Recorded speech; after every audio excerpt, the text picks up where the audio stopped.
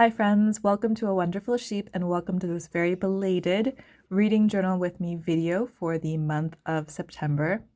I actually did film this in a timely manner. This is originally filmed in early October, but then because I had so much footage, I filmed most of the process. It just felt a bit overwhelming and daunting, and then life got busy and it got away from me, and here we are, months later, but better late than never. So actually in Korea, the school year starts in March. It starts in the winter, but because I went to school in the US, I always associate September with back to school, fresh new school supplies, and the start of a new school year. So I was originally going to do like a school supply theme spread for the cover page, but then last minute I felt inspired to draw this little one-room schoolhouse. So I looked up a reference photo and sketched it out and broke up my watercolors to color it in.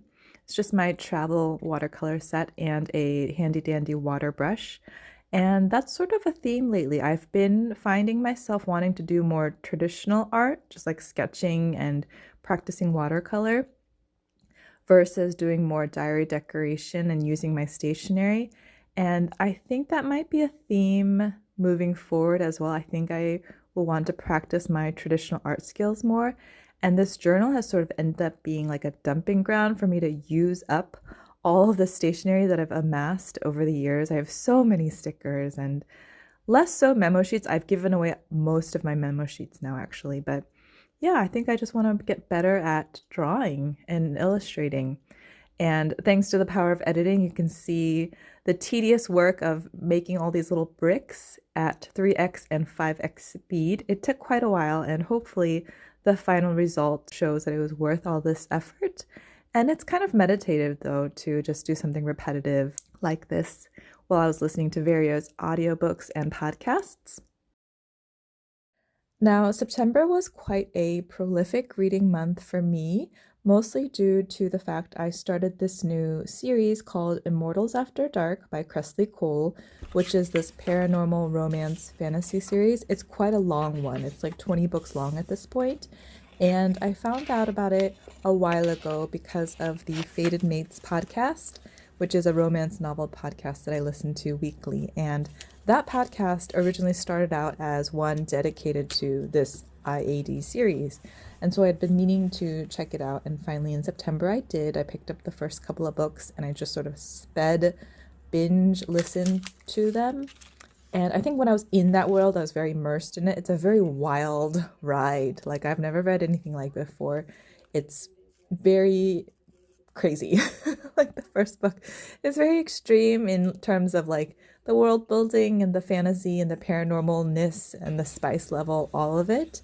But it is a little bit addicting. So I sort of binge read through a bunch of the first couple of books and then I dropped it and I haven't picked it up since. And so I don't know if I will return to it, but if I do have a dedicated spread in this journal of the first 20 or so books for it. So I believe this series is quite famous, or it's considered like a classic in this paranormal romance space, but since I'm quite new to this genre, I hadn't known about it other than through the podcast.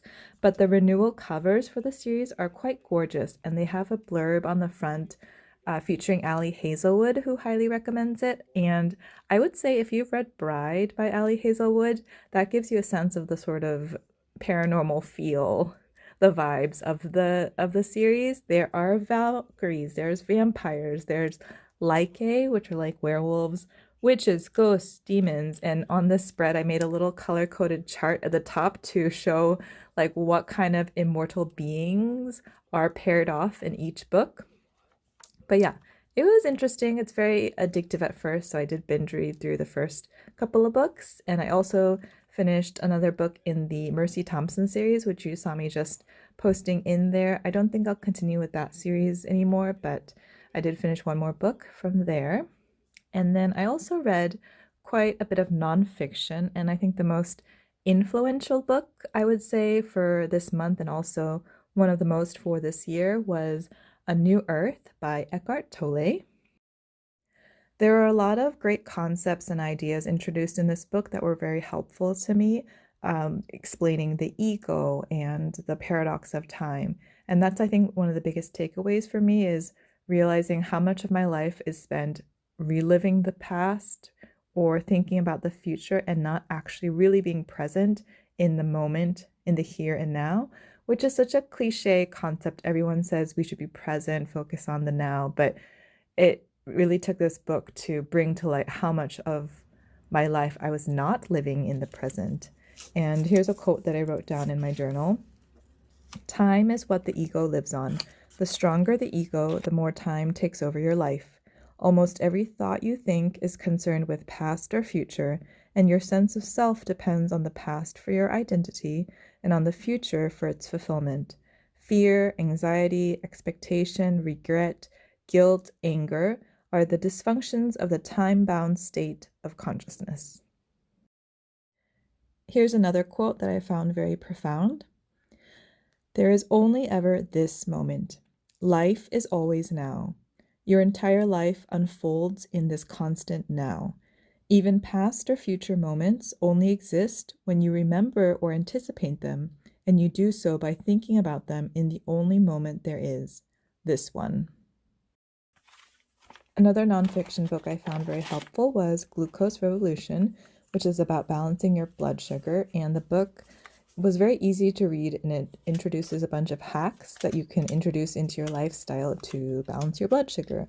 The first one being the easiest to remember, which is the food order you should eat your meals. So eat your fiber first, or your veggies first, then the protein and fat, and then starch and sugar.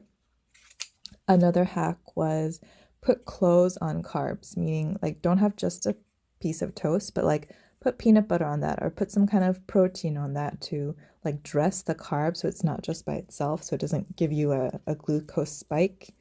And also having vinegar before a meal, like a tablespoon of vinegar apparently will help flatten your glucose spike, as well as moving right after a meal. Getting in some steps after your meal will also help flatten out those glucose spikes. So very easy to read book, and I used a bunch of my dessert stickers and all the glucose spiking sweet sugary desserts stickers for this spread.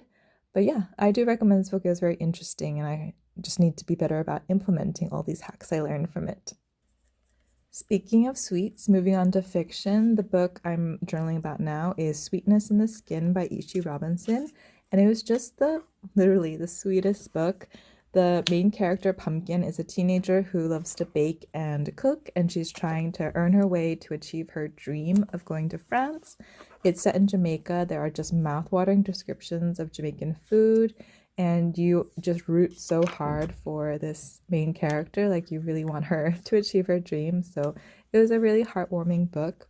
And I also picked up the graphic novel version of Anne of Green Gables, which I had seen around on social media, and I liked it. I'm not sure if I love the illustration style for the characters in this book, but I enjoyed revisiting this beloved story in graphic novel form. And then to round out the rest of the novels and fiction books from this month. So normally I usually read either historical romance or rom-coms, but I would say The Women by Kristin Hanna is historical fiction, but it has sort of strong romantic relationships plotline. But the focus is more about the setting. The plot is driven forward by the setting of the Vietnam War and the aftermath of the war. It was a very immersive read. And I also read The Husbands, which is a very interesting read. I think it's a little bit of magical surrealism, because this woman wakes up one day and she has a new husband, and every time the husband goes up to the attic, a new husband comes down, so she gets to try out infinite number of husbands, an infinite number of lives. I also read A Novel Love Story by Ashley Poston, which was a little bit disappointing. I probably would have DNF'd it, except I wanted to know how the ending was resolved, so I sort of skimmed through to the ending, which was a bit disappointing since I did love her other two books. And finally, I read my first football romance, which was Intercepted, and I believe the author was an NFL wife herself, so I think that adds a bit of a realistic perspective to the book. And I had my own little Travis Taylor phase last year, so that was kind of fun to read.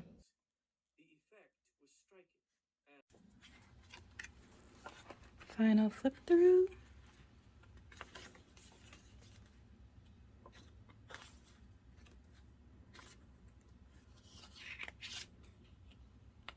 I might go ahead and color in that quote later.